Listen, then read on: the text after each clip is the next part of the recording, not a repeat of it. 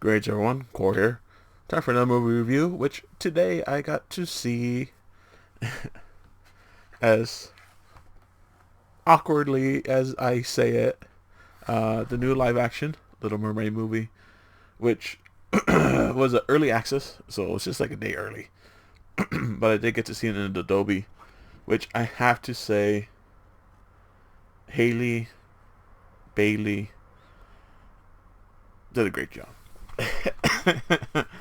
She did a great job. I think overall, this is probably the best live action remake because it is a remake. They follow a lot of the same points and scenes and everything from the original, changing up little things here and there just to make it flow better in the world, which makes sense. I believe they added two songs, maybe three, but they definitely added at least two. So they fit pretty well. I think. What's his name from Hamilton? They also did Encanto with those songs. Email, I forget his name, but I believe he does two of those songs because you can kind of tell they're definitely his style, and they do stand out a little more than the other songs because we've heard the original songs so many times. For me at least, the Little Mermaid, a lot of the other Disney Renaissance movies are like my childhood. So yeah, I wanted to see it. It's been whew, what 12 was it, like at least over 20 years since the animated version. Yeah, definitely over 20 years. 20 over 25, maybe almost 30. Wow. Now I think about it. But it's just it's everything I remember. Of course, for a live action version instead of a animated version. Which, okay, I get why people don't like flounder looking like an actual fish. It's a little weird, but it works.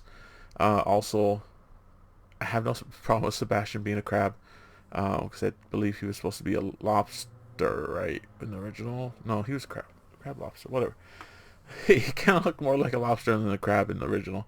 But of course, he was more animated and stuff, which I think here Sebastian actually does look right. I think he works a lot better than Flounder, which Sebastian does take more main stage than Flounder. There's also the seagull, which is it's the diving bird, aquatic bird, not so much a seagull, but close enough. Well, kind of close enough, but it's still a very aquatic bird.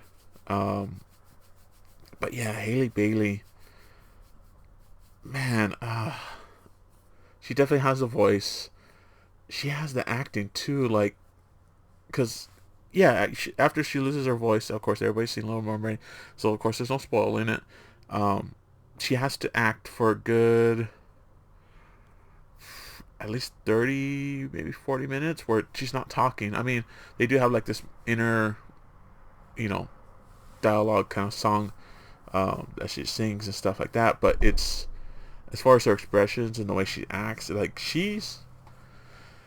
I kind of hope she gets more stuff after this. She's actually really good. She definitely expresses herself very well. Having that role of a non-talking role for oh about a third of the movie, maybe a quarter of the movie. Yeah, it's always hard for everyone, but she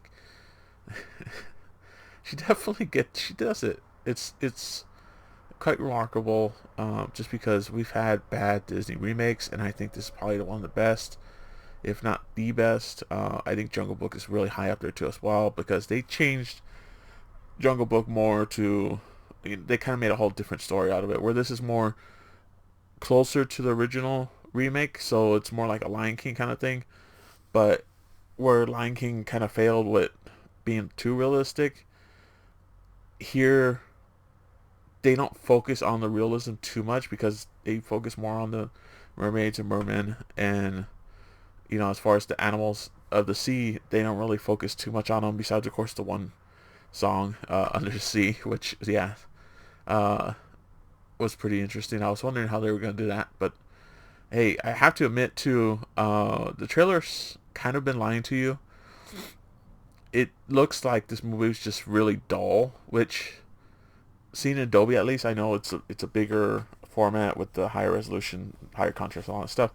But yeah, it's not. It's definitely more brighter. It's definitely more livelier than the trailers made it seem. Which that's what I was thinking. It was just gonna look murky and you know nothing. Which I get why it's not as bright, of course, as the original, but it is desaturated a little bit because I get it. They're doing it because they're under the water, so color light is less likely, so it reflects less. The colors actually don't pop as much, considering the depths that they go to. So I get it. They're trying to be realistic, which yeah, mermaids and trident and the seven daughters of the sea. So just realistic as you could get. That's why they took to stand. Instead of being a little bit more colorful and animated. Um, what else? Music. The remakes of the songs fit really well. Melissa McCarthy as Ursula, perfect. Just I can't think of anybody else that could have done Ursula justice enough. She hams it up. She's serious enough. She has the voice. She has the singing chops. Which I think it's her singing. So, impressive. I mean, yeah, she's been other movies, of course. But still, it's yeah, you forget sometimes from other movies she's been in. But yeah, man, like I was happily surprised. It's very enjoyable. The audience was pretty much packed. It was pretty much sold out. What else? What else? What else? King Trident was actually not as not as tone deaf, I would say, as the original. Definitely more parent like, but still, of course, tone deaf to a certain degree. But I liked it. I liked the style. There was a couple scenes with the CG where they took a more artistic approach instead of going with a more realistic approach. So for me, for me, I noticed it, but I don't think a lot of people are gonna nitpick on those scenes. They probably won't even notice it at all. But overall, yeah, it's it's a good movie. I feel like it's gonna do well. I think kids will like it.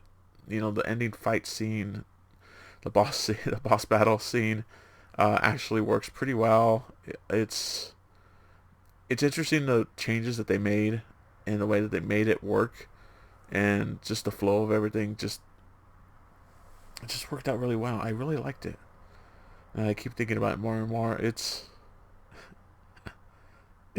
good. I was surprised. I was expecting a hot mess, but no, I was actually intrigued. I was actually interested in it. Um, but yeah, hopefully she gets more work. I really hope so, because that would be interesting to see. But yeah, man, they really put a lot of effort in this one. I hope it shows. I haven't checked up the critics, but yeah, man, like I hope it's doing well. Just checking Rotten Tomatoes real quick. Yeah, it's as far as critics, I mean, they're giving it a 70, which I mean that sounds right. I would probably even go. I mean, right now there's audience score is low because it hasn't officially come out, just early releases and stuff like that. But that's sitting at an 80. But yeah, that sounds about right. That low 80 range, I think, fits the movie very well. Because yeah, of course we could have had more colors. Of course, uh, we could have been a little more imaginative with the actions. Gone a little more away from the realism part and focused more on the cartoony levels. But I think overall, it's a really good movie. The guy who plays Eric, he, they definitely gave him more character, of course, from the original. Uh, they didn't quite make Ariel like this, Mary Sue kind of character. They definitely gave them both their scenes and their progression through the story, and yeah, it's surprisingly good. I don't think it's a waste of money. If you want to check it out, definitely check it out. I highly recommend it. I stayed until the mid credits, which there was none. I don't know if there is end credit scenes. Honestly, sequel bait, but I hope not. I don't really want to look it up either, but we'll see. Next movie I believe is Spider-Man Into the Spider-Verse, which will be next. Wow, is that already next week? I think. Yeah, it is. I think that's already next week. So, till next time, guys. Later.